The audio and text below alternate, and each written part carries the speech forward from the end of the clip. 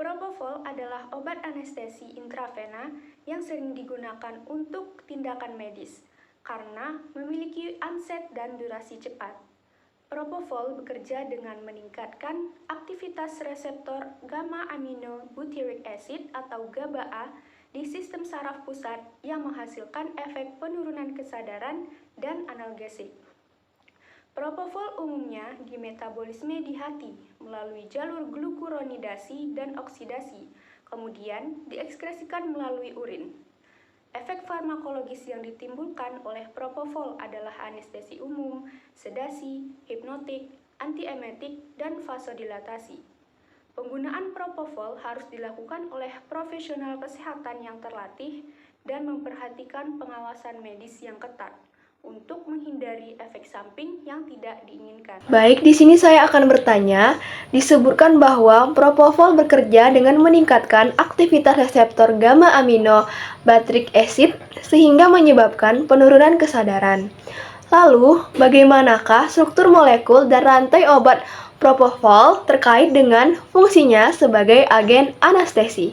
Dan apakah obat propofol termasuk dalam golongan alkana, alkena, atau alkuna?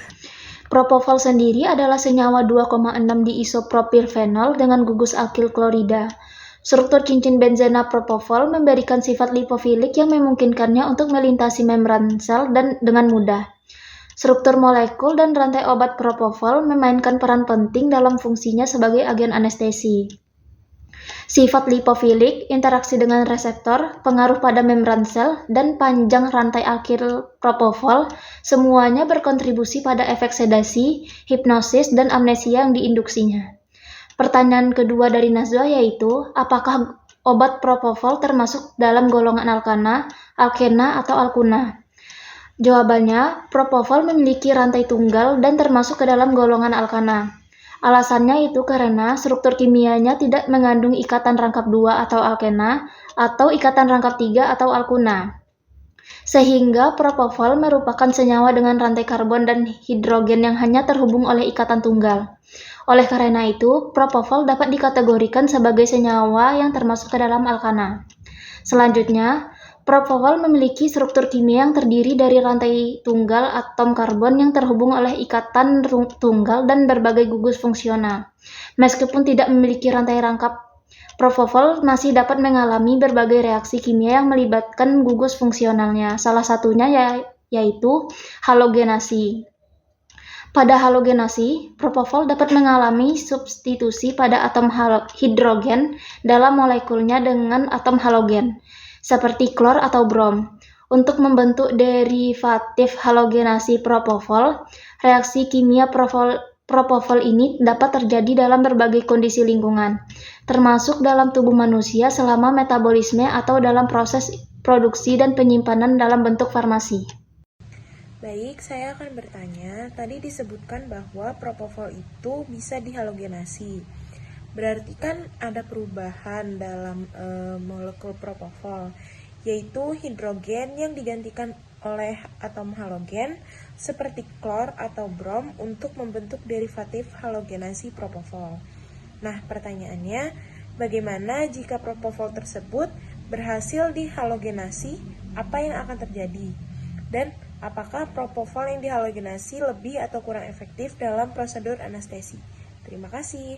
Menjawab pertanyaan tersebut tentang propofol. Propofol ini merupakan senyawa organik yang dapat mengalami halogenasi, yaitu penambahan ataupun penggantian atom hidrogen dalam molekulnya dengan atom halogen seperti klorin ataupun bromin. Nah, proses halogenasi pada propofol ini dapat menghasilkan derivatif halogenasi propofol yang memiliki struktur kimia yang berbeda.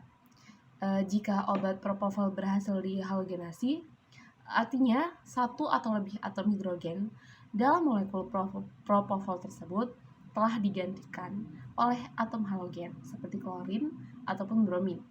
Nah, perubahan inilah yang menghasilkan derivatif halogenasi propofol tadi, yang memiliki struktur kimia yang sangat berbeda dari propofol aslinya. Ada beberapa efek dari halogenasi pada propofol, dan itu tuh dapat bervariasi juga tergantung pada sifat dan posisi atom halogen dalam molekul. Jika propofol mengalami halogenasi, efeknya itu dapat bervariasi tergantung pada sifat dan jumlah halogen yang ditambahkan ke molekul. Beberapa kemungkinan efek samping dari derivatif halogenasi propofol yang pertama itu ada perubahan aktivitas farmakologis. Derivatif halogenasi propofol mungkin memiliki aktivitas farmakologis yang berbeda dari propofol aslinya. Hal inilah yang dapat mempengaruhi efektivitasnya sebagai agen anestesi umum atau mungkin efek samping yang mungkin terjadi. Selanjutnya yaitu ada perubahan sifat fisikokimia. Penambahan atom halogen dapat mengubah sifat fisikokimia propofol seperti kelarutan dalam pelarut atau stabilitas kimia.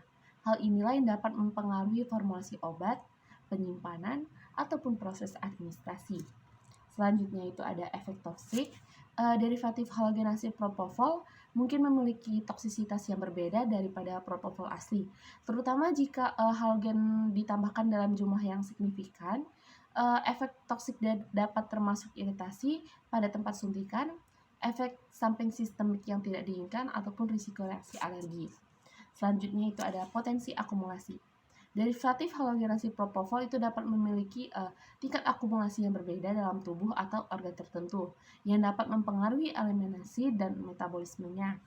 Sebelum derivatif halogenasi propofol digunakan dalam praktek klinis, itu perlu dilakukan evaluasi menyeluruh terhadap keamanan dan efektivitasnya. Studi praklinis dan klinis diperlukan untuk menilai potensi efek samping dan risiko penggunaannya pada manusia. Lalu selanjutnya, propofol ini juga memiliki karakteristik struktural yang mirip dengan fenol karena mengandung gugus hidroksil. Namun, dalam konteks klasifikasi senyawa organik, propofol cenderung dikategorikan sebagai senyawa aromatik yang mengandung cincin fenol, bukan sebagai fenol secara langsung. Tadi disebutkan bahwa obat propofol itu termasuk fenol karena memiliki gugus hidroksil. Lalu, bagaimana reaksi jika gugus hidroksil atau OH itu dihilangkan dan hanya tersisa hidrokarbon pada obat propofol? Apakah akan memiliki efek samping yang buruk?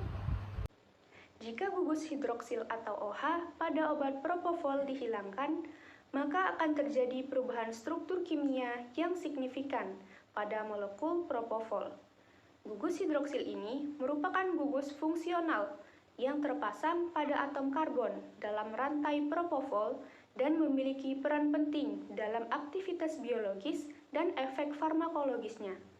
Jika gugus hidroksil dihilangkan, mungkin akan terjadi beberapa reaksi, seperti yang pertama pembentukan alkena atau rangkap 2 yang melibatkan eliminasi air dari molekul propofol. 2. Pembentukan ester melalui reaksi esterifikasi. 3. Perubahan sifat farmakokinetik termasuk kelarutan dalam pelarut, distribusi dalam tubuh, metabolisme, dan eliminasi. 4. Perubahan aktivitas farmakologis karena mempengaruhi interaksi dengan reseptor. Dalam praktek klinis, menghilangkan gugus hidroksil dari propofol dapat menghasilkan senyawa turunan yang memiliki sifat dan aktivitas biologis yang berbeda. Namun, perubahan semacam ini memerlukan perhatian yang hati-hati terhadap potensi efek samping dan keamanannya sebelum digunakan dalam pengobatan manusia.